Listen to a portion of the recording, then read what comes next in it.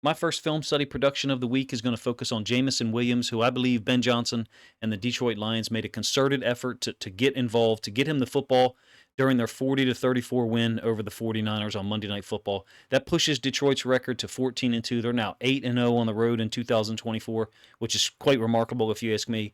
In my opinion, Ben Johnson and the offensive staff have to go out of their way to get Jameson Williams more involved, particularly in those times when Jahmyr Gibbs is off the field. I'm referencing obviously the loss or the fact that David Montgomery is out for an extended period of time. There was some discussion on the broadcast last night of him actually playing against the Vikings. I'm not sure that I can see that being a possibility at all. It makes more sense to obviously try to win that game at home against Minnesota, secure the NFC North and home field advantage for the playoffs, and then have that extra week of rest for a guy like Montgomery, Alex Anzalone, and perhaps others to return in the divisional round. That will be the plan. I think Jameson Williams is becoming a larger part of the game plan in each particular week. He had 5 catches, 2 touchdowns against the 49ers. Clearly, Ben Johnson sees something with the speed aspect of Jameson Williams that he can use to attack this 49ers defense. He was a big part of the game plan in the NFC Championship loss last year and was used on such a wide variety of concepts in last night's win that I think we can kind of back map as fans or analysts and make a conclusion that Ben Johnson a week ago or 6 days ago or 5 days ago decided that getting Jameson Williams the football multiple times was in the Lions' best interest. Let's get to the film, and we won't show every single play from each possession, but I'll try to focus on the ones that Jameson Williams is involved in. It certainly didn't start out with a bang. This is the first possession. 49ers are already up 7-0, and it's just a simple snag flat concept. One thing to notice about Jameson Williams, at least it's not that he never did these things, but much more comfortable, strong, clean catches with his hands. I don't like calling receivers body catchers and stuff like that. I feel like that's a generalization, a rash overgeneralization in many cases. There's times where it's appropriate to catch the ball with your body, with your stomach, with your chest, so you can protect yourself from an oncoming defender. This is just a little snag flat concept. St. Brown, the angled hook, Jameson Williams out into the flats. Quick decision by Goff. In my opinion, Williams is part of the read more often now, and not just being used as a late in the progression type of guy. He seems to be referenced or focused on earlier in the play, and I think last night's targets from Goff and the run plays and the hook and lateral that we'll show you in a moment is kind of proof of that. This is the reverse, the same play that they ran for a touchdown against the 49ers in the NFC title game. It goes for a loss of 5. I'm wondering here about the design element of this part of it. Zylstra is running essentially a clear-out seam. We would call it a lube route right up the middle of the field. Laporta is reversing field. He motioned down, and then he'll reverse field. And this guy's going to be left totally unblocked. I'm just not sure why the force defender isn't being handled, and you're leaving the corner unblocked to force him to go make the tackle. So I'm talking about right here. I think it's Renardo Green, who's a fantastic talent. I was a huge fan of his from a Ravens standpoint in terms of the draft. You've got a pin down block by Brock Wright. Linemen are going to leak out late. For my money, I want to seal off this force defender, the curl flat defender in a cover 3. He's the guy that really disrupts it. Even if you're able to get him blocked, then you've of course got Fred Warner, an unbelievable inside linebacker to deal with. One of the few remaining guys that's been around through the entirety of their run. There's a loss of 5. Like I said, it's on the first possession. For Jameson Williams, he capped it, however, and I'm going to spend an extended amount of time talking about this play. This is just split back sweep. It's the same exact blocking scheme. It's a 3rd and 3. Like I said, on that first possession, the 49ers are already up 7-0. Really went down the field quite easily on the first 3 possessions against Aaron Glenn's defense that's outmatched from a talent standpoint right now. Brock Wright's block is important to pay attention to. There is no edge defender here. The 49ers have overcompensated for Gibbs' alignment. So Gibbs is normally the split back sweep guy. So he's normally going to run on this path and then follow the pulling left guard out to the edge.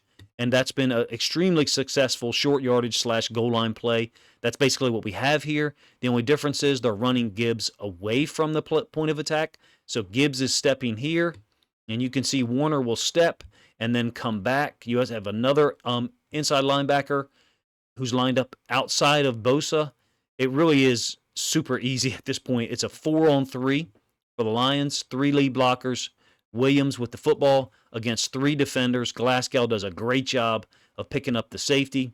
Williams walks in or dances in this case. The extra point got blocked. Unfortunately, this has been a great play for Ben Johnson. It's almost a cheat code. They always run it to their left. This is always the scheme that you get with the tackle and the guard. So what I'm talking about is a down block by the left tackle, in this case Taylor Decker, and then log to the outside with the left guard. And he'll lead, and that's going to be the key block that you'll see here against this safety, defensive back, I think it's number 2, who shows up. And sure enough, it's the left guard that seals him and clears Williams to the corner of the end zone. No problem to be able to get in there. Again, you've got Gibbs is normally the recipient of the sweep, and he's going opposite, essentially bait. Warner is held by that. First of all, his alignment is predicated off of Gibbs, probably because of coverage, or they're at least trying to make it look like man. And as a result, there is no inside-out flow or pursuit. Williams waltzes into the end zone. It's been indefensible in the last 2 years. I'm going to show you a couple of versions of it. You're a Lions fan, obviously listening on New Year's Eve early this morning. So you know the concept, split backs sweep. Now this doesn't look like split backs because you have St. Brown back here essentially creating a inverted wishbone. This is the same alignment that Brock Wright takes on the touchdown pass, the touchdown run by Jameson Williams last night. The only difference is now Gibbs is going to be the recipient, and there's the path he goes on. The left guard pulls and wraps out to the edge, acts as a lead blocker, while Brock Wright is normally tasked with cutting the frontside defensive end or edge defender. This was earlier this year. At this point, they've played the Bucs so many times that it makes it difficult to discern or gather which game it was, except for the Week 6 win in the 2023 regular season, obviously, because it was down here. This is the same play. You're just interchanging who gets the football. It was Williams against the 49ers. It's oftentimes been Gibbs against the Chargers last year on the road on a critical 4th down in the first half. It was Amon-Ra St. Brown. This one's the same formation as last night, by the way. Here's Williams, and this is against the Colts earlier in the season. Williams is going to motion across. Check out Brock Wright's alignment, and he's going to be tasked with cutting the edge defender to the outside leg. So essentially pinning that edge defender or outside linebacker DN down such that it allows the guard to loop to the outside, lead the way for Gibbs. It's out of the shotgun, but it's the same concept. I'm not going to insist upon calling it split back sweep because they're not in a split back formation, but it's the same play conceptually that Ben Johnson has used in these short yardage / goal line situations. And another element to it that I think is important, and you kind of get a key as to how Ben Johnson and those guys are teaching it. Watch Goff's feet and the path that Gibbs takes. And oftentimes when you get this kind of even alignment with a running back and quarterback, that illustrates that you're not going to get a downhill path versus a running back's feet being a little bit staggered behind the quarterback. Watch Goff step back so that Goff can clear his hips and run parallel to the line of scrimmage, then make his cut downhill again behind the pulling left guard. In this case, it ends up being Glasgow again. So last night's play is one that we've seen before, number one, from a different formation. The key elements to it is someone emanating from the right-hand side of Goff, the quarterback, running a sweep path, a down block by the left tackle, a loop to the outside by the guard, and then a potential cut of an edge defender by Brock Wright, who's always in that kind of H-back position. Against the 49ers, he did not do so because there was no edge defender to cut. He actually misses the block here.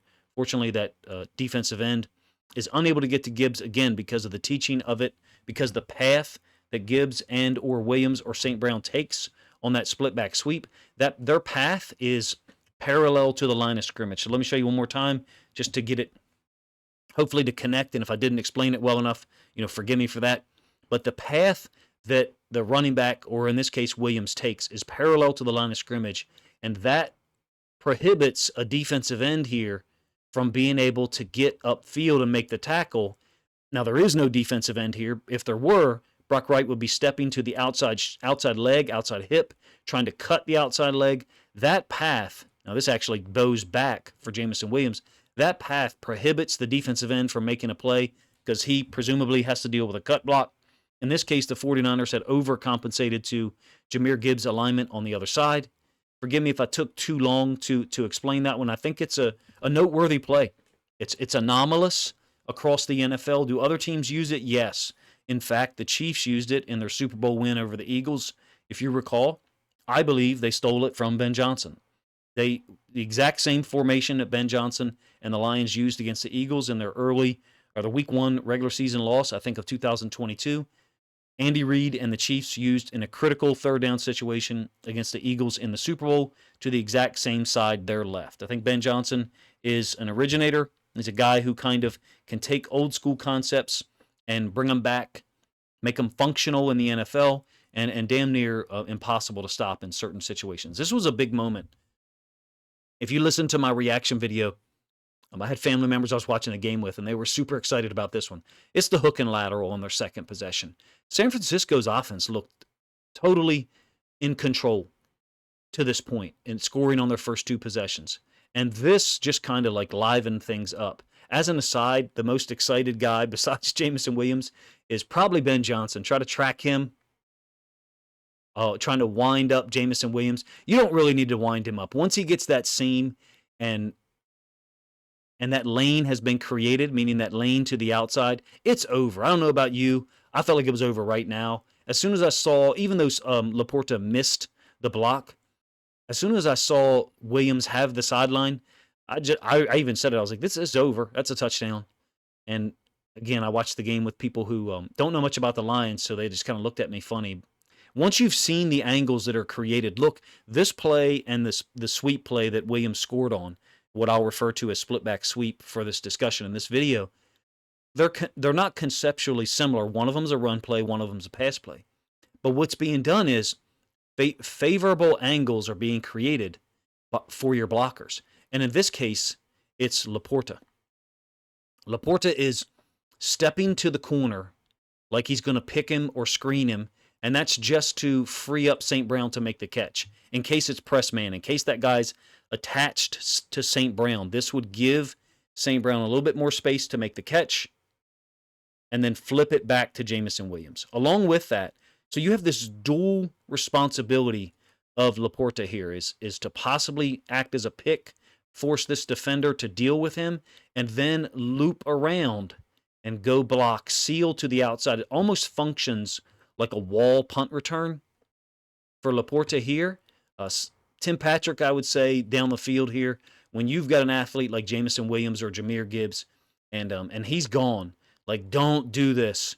I was worried they were going to call it. Fortunately, they did not. I do think that that's the type of call that we've seen made before in terms of a block in the back.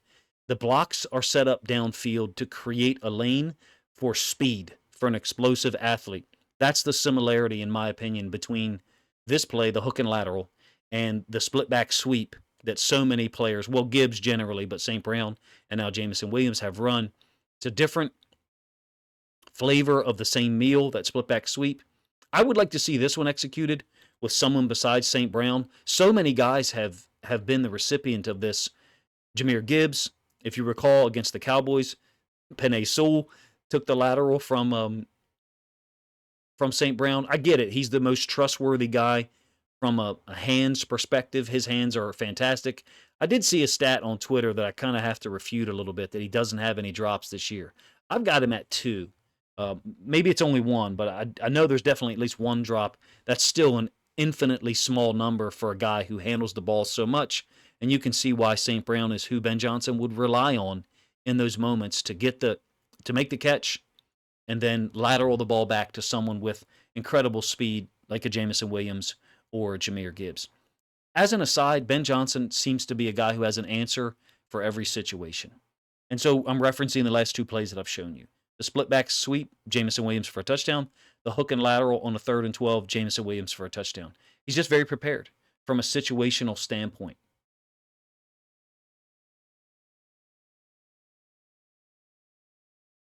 And as someone who watches, obviously, a ton of Ravens and Lions film, I will tell you, of the 4 coordinators I get to watch, at least in 2024, Ben Johnson, Aaron Glenn, Todd Monken, and Zach Orr for the Ravens. Of those four, who've all four done a great job at different points in 2024, Ben Johnson is the guy who's the most prepared for specific situations. One of his weapons, David Montgomery, is out for a while. I believe that he's made the decision to increase Jameson Williams' usage by 15%, 20, maybe 25% to account for that. And so far, it's serving the Lions well, in my opinion. He scored 4 touchdowns in the last 3 weeks. Let's get to a little bit more film. This is in the second half. The Lions are down 21-13 at this point. It's a 3rd and 5. I do think you've got kind of a match cover 3 type look from the 49ers. And Goff goes to Jameson Williams on this 3rd and 5, complete against Renardo Green. I really like Green. He's one of my favorite guys from the draft. I was really disappointed that he wasn't available when the Ravens went to pick at 93. I think the 49ers had taken him in the 2nd round. But Goff looks to the right. He looks down here first, and then he tries to come back as far as his vision to St. Brown. You can see he's looking up top here. St. Brown actually hits the ground. I'm not sure exactly how that happened. Maybe there's a hold. And so Goff goes right and then left and comes back to the middle of the field to Jameson Williams for the first down, splitting the 2 inside linebackers. When I talked about it earlier, I meant what I said. I feel like Jameson Williams catching, the clean nature of his catches has improved in 2024. You're welcome to let me know what you think of that. I'm not saying that he didn't catch the ball cleanly prior to this year, but it seems to be a stronger, cleaner, more precise catch with the hands that he's putting out on film so far this year. Same play from the end zone angle. Like I said, St. Brown ends up on the ground. Like now, when Goff looks over there, it's only a 3-man rush. Why? Well, Bosa peels off with Gibbs. Because Gibbs is such a threat, I'm going to go back to the All-22 here in a moment just so you can see it. So here's an example of the catch. I mean, great challenge by Renardo Green. He's right there. You can see his left arm a little bit here has disappeared on the opposite side of Jameson Williams. Great conversion. Look, if they don't make that conversion on 3rd and 5, you're looking at another 4th down decision for Dan Campbell to have to make. Just peeling this back one more time to the All-22. It's actually not Gibbs in the game. It's Reynolds. My apologies for that. And watch Bosa peel off with the running back, which is why it ends up being only a 3-man rush. Not sure if that's a call or an adjustment or what, but as a result, it gives Goff a little bit more time to find Jameson Williams over the middle. I think it's a 12-yard gain. Like I said, this is the drive where they go down and tie it at 21 all. This is later in the 3rd quarter. I think about 5 minutes left. Look, after they tied it at 21, the 49ers offense went right downfield. I think it's like a 5 or 6 play drive. Really frustrating at that point, even with the amount of talent that's not on the field for Detroit. So it's 28-21 as I show you this one. So it's 2nd and 8, little snag flat concept. And so it's Williams up to the top side of the screen with the snag, and the running back, Jefferson, out into the flats. Quick decision by Goff with the safety going out to Jefferson in the flats. So this is another example of what I'm talking about as far as how he's catching the football. Clean, strong, decisive. In short space as well. There's a converging corner and inside linebacker trying to get the hands on the ball. And Jameson Williams, I think it's only like a 5 or 6 yard catch, but at least sets up a manageable 3rd down. Moving forward a little bit here, this is a really unique play. Normally, Ben Johnson has accomplished this task with a fullback, and so it's gonna require significant annotation for me here to show you this. I'll show you the play. What I like about it from a Jameson Williams standpoint is he's being used across the formation. He's being used everywhere, and a lot of it is what we would call horizontal concepts. So not a significant number of deep routes last night. Goff is turning to get off the midline to execute the play fake. You notice also that Jahmyr Gibbs is off the field. I think that's important. Jameson Williams can be another guy who can make up for Jahmyr Gibbs being off the field, either from being tired or like last night where he had that cut on his face, I think, in the 4th quarter. Williams is going to go underneath of Goff and then insert through the B gap out into the flats. Significant amount of eye candy going on here. This is a very well-coordinated play. Post-snap, Sewell is stepping to the D-end, and you're getting a Jill insert from St. Brown. And St. Brown's going to end up just getting to the nickel and holding him, essentially, giving him something to deal with, that just freezes him long enough to allow Williams to get underneath, cross their face, get out into the flats. The 49ers are a really good tackling team, I found last night. Ben Johnson, in my opinion, when they were creating a game plan for this 49ers defense, foresaw Jameson Williams getting 6, 8, 10 touches, in my opinion. And the only reason I can make that statement is because, or the only reason I do make that statement is because this is something they would normally accomplish with another tight end who would be in the eye, step off the midline, and then sneak out into the flats. They've done that dating back to like 2022, even with guys like Jason Kabinda and others, to get this done with a different personnel group, specifically Jameson Williams being out there. It's an 8-yard gain, like I said. He has to be more involved with Montgomery out, especially on those plays when Gibbs is off the field. I did think Craig Reynolds looked good on a significant number of runs last night, and I believe he did have one catch.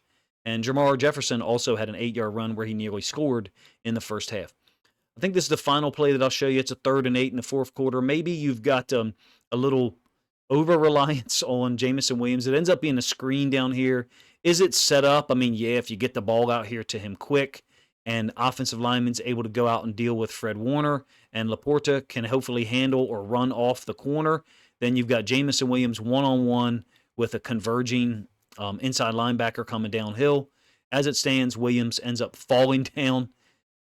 2 consecutive screens to him, and that forced them to settle for a field goal to take a 34-28 lead. I actually do have one more play to show. My apologies.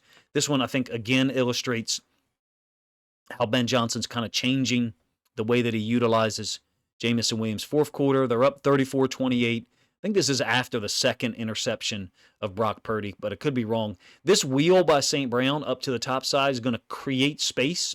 So it's going to clear out all of this space here from like the top of the numbers on down, meaning the top of the numbers to the sideline. Jameson Williams runs like what looks to be like a little in cut and then back to the outside. I thought this was a nice throw by Goff. Bosa veered off quickly. He moves in such an unusual way, Bosa, but he's so quick and gains ground. Goff had to like fade back a little bit to throw this football. You can see the angle of, my apologies, you guys aren't catching it there.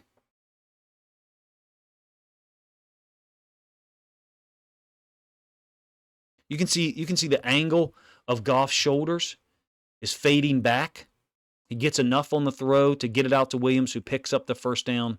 They're able to get a touchdown like 2 plays later, maybe 3 plays later, on the 3rd and 3 run by Jahmyr Gibbs for 30 yards. I have a film study video out on their run game because I thought there was some unique stuff that Ben Johnson utilized on Monday night. This is a really good win. I know it's a game that didn't matter, and everyone has different perspectives on it. How many guys should you play? How long should they play? Does it really matter? Because at 14-3 with a win over the Vikings next week, under that scenario, you still have the number 1 seed. You still have the NFC North division sewn up. I like Dan Campbell's perspective. I oftentimes agree with his 4th down. I'm oftentimes willing to agree with his 4th down decisions, even though they're not ones that I would personally make. I don't think I would have the guts to do some of the things he does. In fact, I didn't like the one late in the second quarter last night. I made that known in the reaction video. As it pertains to Jameson Williams, he's got 52 catches now this year, almost 1,000 yards receiving. He's actually over 1,000 yards combined between passing yards and rushing yards.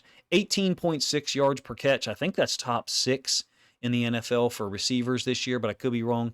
8 touchdowns overall. At this point, has he reached his potential? No, I still don't think he has. I still think there's more there. The difficult thing for Jameson Williams, for Sam Laporta, for so many guys, is there's just so many mouths to feed on this Lions offense. You really at times don't get a sense of how much a player can contribute until an important part of it, like a David Montgomery, is out, and you have to rely on Jameson Williams a little bit more. I'm really interested in the coverages that the Vikings play next week. I make no bones about saying it. They've been shredded by Jared Goff and Ben Johnson the last 3 times they played. 2 games in 2023 and the win in Minnesota this year. Yeah, the Lions defense is a different animal at this point. What is Brian Flores going to do to adjust? He has to. If he rolls out there with the same coverages the same heavy pressure looks that Goff has absolutely tuned up 3 times. I think they've scored 96 points in their last 3 games against the Vikings. Is the Minnesota Vikings defense difficult to deal with for the rest of the NFL? Yes. We have 180 minutes worth of data from 2023 and 2024 that tells you it's not as difficult for the Lions to get points on the board. Are there possessions where things are tough? Of course. The Vikings actually got a very fortunate fumble recovery for a touchdown in that fourth quarter of the Lions' win in Minnesota earlier this year. If it weren't for that, the Detroit Lions, I think, probably win that game in a more comfortable fashion. I'm really interested in the coverages they play, given that Jameson Williams has been a bigger target share, at least recently. Again, 4 touchdowns scored in the last 3 weeks. Khalif Raymond was a huge element in that win in Minnesota earlier this year. He had three organic wins against Stephon Gilmore. So if he's not available and you have Patrick, St. Brown, and Williams as your 11 personnel guys, how much does that change the dynamic? How much does that possibly shift the coverage dynamic in the Vikings' favor? Those are all questions that I'd like to look at and get at least one, if not 2, large-scale previews out this week for you guys. If you'd be interested in those, please let me know in the comments section. We'll have film to utilize for those previews, but I'll probably at least 30 to 40% of it would be commentary just to secure and safeguard the content so that if it ends up being cut up by the YouTube Content ID detection, then at least I can still retain the monetization of it and generate significant watch hours. Appreciate you guys' time. Let me know what you think of the video in the comment section. If you agree with me that it appears as if Jameson Williams was a huge part of the game plan coming in, and I say that because of the hook and lateral call on the 3rd and 12, the sweep for the touchdown on the Lions' first possession, multiple horizontal concepts that I haven't seen Jameson Williams used on as often, even prior to 2024, but even during this season. 2 of these routes are ones that I would say are Amon-Ra St. Brown routes, where he's catching the ball out in the flats, and they're utilizing his speed, his ability to cross the face of a nickel defender or inside linebacker and beat them to the sideline for 6, 8, or 9-yard gains that just kind of keep things going, help them possess the ball longer. He still retains the ability to be a deep threat, but his usage, at least Monday night, in Monday night's win over the 49ers, I thought kind of morphed into something that Ben Johnson wanted to utilize to control the ball a little bit more. Appreciate you guys' time. If you think other Lions fans would enjoy this film study look at Jameson Williams' 2-touchdown performance in the 40-34 win over the 49ers, then please consider grabbing a link to this video, sharing it out on social media to help this content get more reach.